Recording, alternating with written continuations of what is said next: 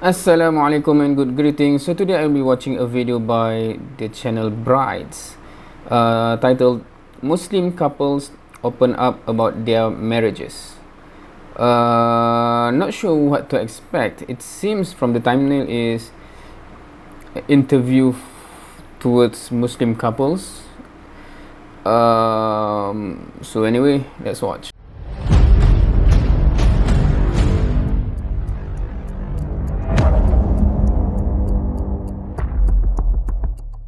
We were introduced over email. I had received an email from him where there was a paragraph in the last part of the email where he was talking about marriage. In our community, we don't mess around. So when I read what he had said, I was like, I need to get on the phone with this guy tonight. Pronto.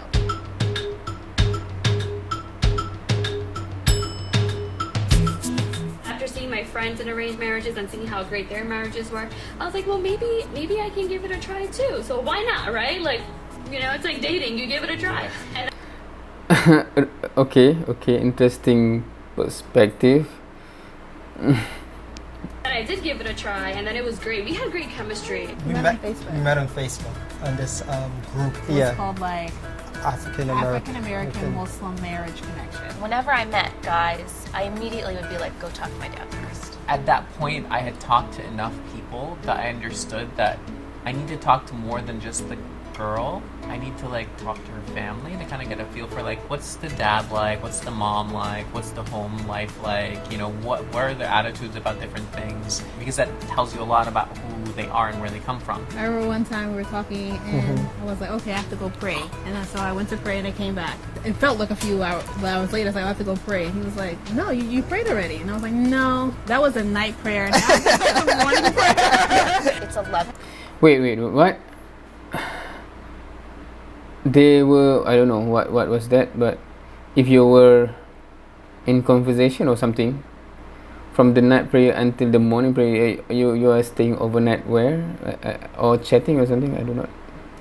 1 o'clock on a Saturday night, I The remember. skies parted. I remember because Saturday Night Live was on and I was on my couch and it was on mute. And we got on the phone and we didn't get off the phone until 9 a.m. the next morning. And by the end of the phone call, we decided to get married. Wait, what? If it's night and then you are on the phone until 9, what happened to Fajr prayer? Of course, okay, I do not mean to judge, but these are just questions that normally would pop out if you tell stories like this, right? I'm on the phone from 9 until sun has risen. Wait, what? Did you pray? I mean, that's logical among Muslim, of course, right? Unless they pause and pray and then continue, I do not know. I'm talking to my father. I'm like, have you spoken to Anna's father? He's like, yeah, I spoke to him, and he said that we should meet. And I go, when? And he goes, on Friday. And I go, well, I have work tomorrow. He goes, well, you want to marry this woman? You better get yourself to Saudi Arabia. Another thing I remember that To you Saudi had Arabia? that I thought was really cool was that before we actually got married, one of the things that he did is that he called up my friends and my boss. It makes sense. If you're hiring somebody, you're gonna ask for references, right? The same way that you're gonna marry your daughter to somebody, why aren't you asking about that person? It's so funny. Well, I'm not sure what people think about that, but I do agree with that sentiment, right? Because I do not just get information about her from her, but from her friends, her mentors, etc. Right? So I do expect the same way in my direction as well. Of course, because my wife know my sisters, so she got first-hand information about me from internal source. So yeah. Because it has to be segregated. So obviously my mom is there because she's the mom, but I'm sitting on the other room, on the stairs, just listening to what's going on. And then there's just that classic awkward silence where this is the part where the question needs to get asked, and I can't ask the question. My father has to ask it on my behalf. It sort of comes from the fact that I must have been like 26 or 27 at this point in time. But traditionally, people were getting married when they were a lot younger. Yeah. Yeah, interesting that he's mentioned that, right? Because he said 26, 27. Traditionally, people get married a lot younger.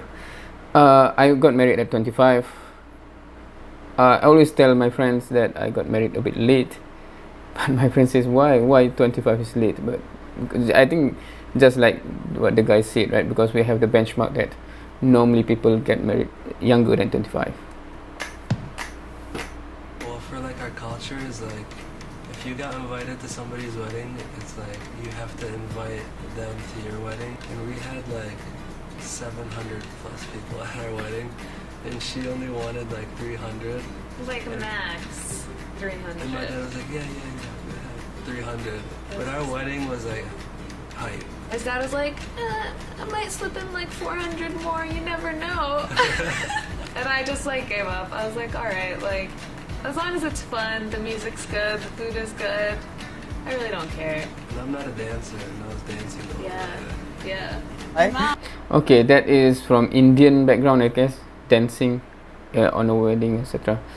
But in terms of the amount of the number of those who come to the wedding reception, I guess it's because we tend to have big family from both sides, and each of the siblings have friends. The parents have friends, meaning bride and groom have friends, so it becomes, the number can be massive, and that's not a problem, other than the issue that the catering cost skyrocket because of the number of people that you have to feed.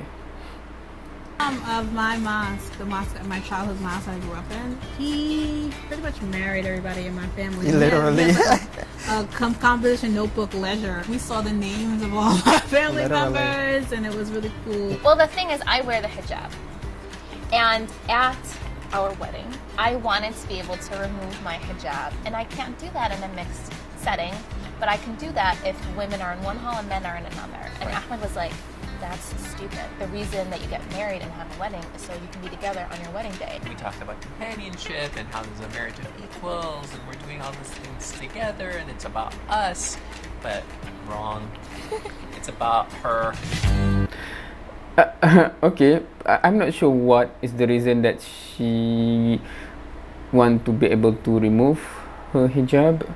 Is it the dress? She want to have that, wedding dress without the hijab, so that, and then you have to only have the woman section and enjoy only woman. Quite interesting. That's the first time I heard that. I asked him once, can I wear this? And it was like kind of like a short dress, and he's like, what do you mean? I'm like, is it okay if I wear this? He's like, don't ever ask me if you can wear something, or you can do whatever you want. Whatever feels good, do it. I think people expect that Muslim women or Arab women are very submissive, whereas I feel like our relationship is pretty equal. We give and we take as much equally. I wish people would see that. There is a stereotype of the domineering Arabian husband. Yeah. I've luckily been raised not to have that particular set of beliefs. There's these bad misconceptions that there are, and the best example that we can do is just be us and do what we continue to do, because I feel like actions always speak louder than words. We can sit here and talk for hours and hours, but what we really do and how we really act is what speaks louder than anything. It is interesting that when they are studying that the husband is the one that is carrying the baby, the kid, right? And that make me remember when we were in France, one of another couple, another husband and wife, of course we all have kids then, and we have also babies there, because the French friend got really excited that the husband is the one that is taking care of the baby, and then lying down and put the baby on the stomach to sleep the baby, etc. Right? I'm not sure whether that is not that common in France or in that side of the world, but For us, it's quite common, I think. And going back to the stereotype there, I think it is interesting because I forgot who made this joke, but it is mostly how to say, meaning for those who knows the normal household where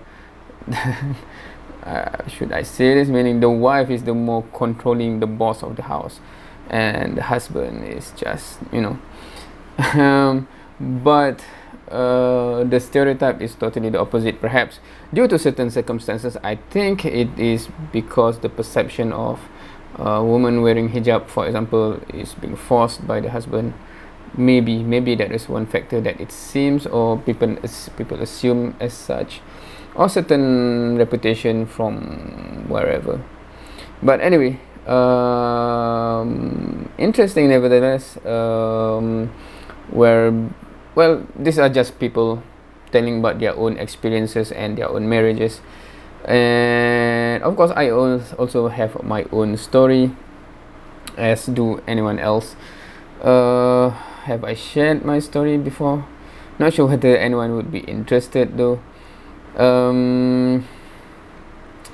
Yeah, I guess that would be a story for another day if anyone would be interested.